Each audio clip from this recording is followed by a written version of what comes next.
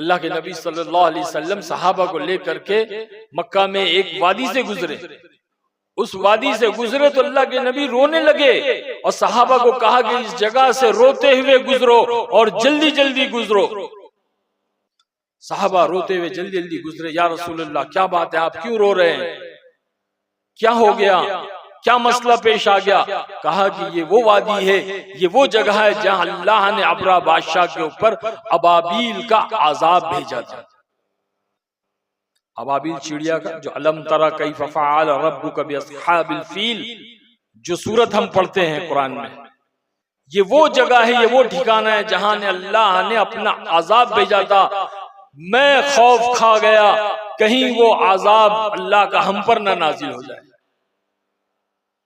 इतना डर, इतना सरवरे कौनैन है, सरवरे कायनात है, सरकारे दो आलम है, जिनकी तूफैल में अल्लाह ने कायनात को बनाया, जिनको सबसे पहले वजूद दिया अल्लाह पाक ने। ये कायनात का कोई वजूद नहीं था, ये कायनात का कोई ठिकाना नहीं था। उस वक्त अल्लाह ने अपने महबूब के नूर को बनाया। जब अल्लाह के नबी सल्लल्लाहु अलैहि वसल्लम मेराज में गए तो जिब्रील अमीन अल्लाह के नबी को बैतुल्लाह से लेकर बैतुल मुकद्दस पहुंचे। फिर बैतुल मुकद्दस में 2 रकात नमाज पढ़ी। फिर वहां से जो है पहले आसमान, दूसरा, तीसरा, चौथा, 5वां, 6वां और 7वां आसमान सारी सैर कराई।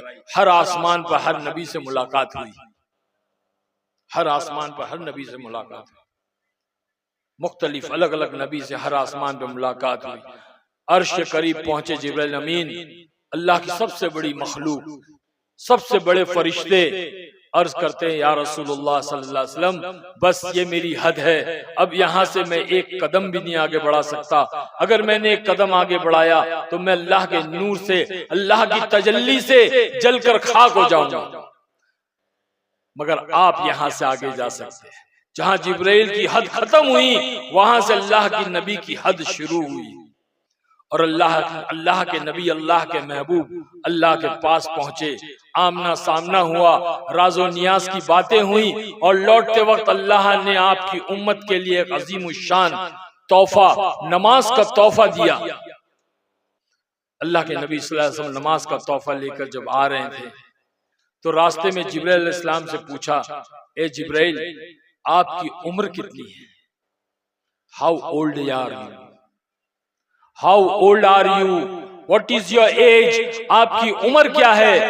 तो जिब्राइल अमीन ने, जिब्राइल अलैहिस्सलाम ने एक सितारा आसमानों में दिखाया और कहा, या रसूलुल्लाह सल्लल्लाहु अलैहि वसल्लम, ये सितारा 70,000 साल में एक मर्तबा निकलता है। क्या फरमाया? अरे बोलो ना, 70,000 साल में एक मर्तबा निकलता है। और इस सितारे को मैंने 70,000 मर्तबा देखा है। इस सितारे को मैंने 70,000 मर्तबा देखा है। आप बताएं क्या उम्र होगी जिब्राइल अलैहिस्सलाम की? तो ये सुनकर अल्लाह के नबी सल्लल्लाहु अलैहि वसल्लम ने फरमाया, जिसका मफहूम है, ए जिब्राइल, कसम है उस पाक जात की जिसके कब्जे में मेरी जान है, वो सितारा मेरा नूर है। बोलो सुभान अल्लाह। वो सितारा मेरा नूर है। तो कब अल्लाह ने अपने हबीब को बनाया, आपके नूर को कब वजूद में लाया? वैसी शख्सियत, वैसे नबी ऐसी जगह से गुजर रहे तो रोते हुए, अल्लाह की पनाह मांगते हुए सहाबा से कह रहे कि यहां से रोते हुए गुजरो। जहां अल्लाह का अजाब आया था, कब आया था? आपके दादा के जमाने में आया था। अबरा बादशाह का अजाब जो आया था, अल्लाह के नबी सल्लल्लाहु अलैहि वसल्लम के दादा के जमाने में आया था। जब वो काबे को ढाने के लिए हाथियों का लश्कर लेकर आया था तो अल्लाह ने नन्ही चिड़िया के जरिए से, अबाबील के जरिए से उन हाथियों को हलाक किया था। एक एक चिड़िया आती, एक एक कंकर फेंकती और वो कंकर एटम बम का काम करता, भूसा बन जाता वो हाथी। वैसे उस जमाने में आए हुए अजाब को अल्लाह के नबी कह रहे हैं कि यहां से निकलो, कहीं अल्लाह के अजाब में ना जाए। और हम ऐसी जगह पे जाकर बैठते हैं जहां अल्लाह की नाराजगी होती, गफलत की जगह, गफलत की जिंदगी। अल्लाह को गफलत की जिंदगी बिल्कुल पसंद नहीं है। अल्लाह ने कहा है कि तुम मेरी याद में जिंदगी गुजारो, जिक्र करो मेरा, मुझे याद करो, कदम कदम पे याद करो, मेरा शुक्र अदा करो। लइन शकरतुम लाज़ीदन्नकुम वलइन कफरतुम इन्ना अज़ाबी लशदीद। अल्लाह फरमा रहा है कि तुम मेरा शुक्र अदा करोगे तो मैं तुम्हारी नियामतों को बढ़ाऊंगा। हम शुक्रगुजार बने, हम अल्लाह के फर्मा बरदार बने, मुती बने,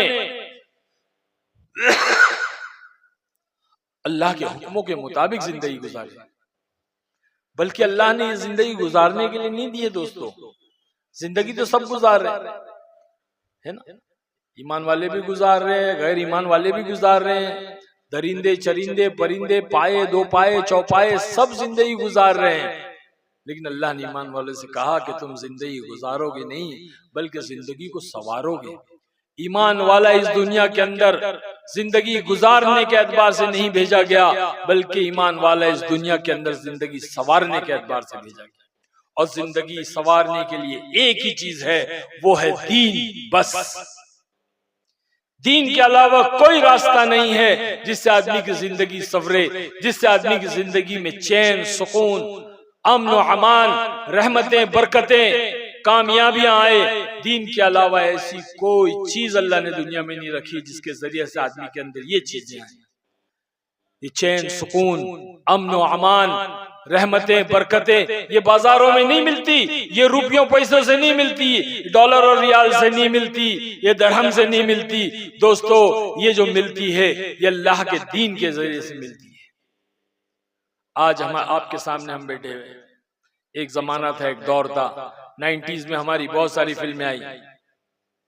एक उरूज का दौर था, एक ऊपर चढ़ने का दौर था, एक कामयाबी का दौर था, एक धोखे की जिंदगी में मुब्तला थे। ये दुनिया धोखे का घर है। अल्लाह कहता है कि ये दुनिया मताउल गुरूर, ये दुनिया धोखे का घर है। वो जिंदगी को हम कामयाबी की जिंदगी समझ रहे थे, तरक्की की जिंदगी समझ रहे थे, इज्जत दौलत शोहरत वाली जिंदगी समझ रहे थे। लेकिन जब पता चला कि दिल के अंदर सुकून नहीं है, चैन नहीं है, बरकतें नहीं है, राहतें नहीं है, अमन और अमान नहीं है, बेचैनियां हैं, परेशानियां हैं, अरे भाई सब कुछ है, फिर ये क्यों हो रहा है? जब ये बात दिल में पैदा हुई और जब ये गम पैदा हुआ, अल्लाह ने रास्ते खोला।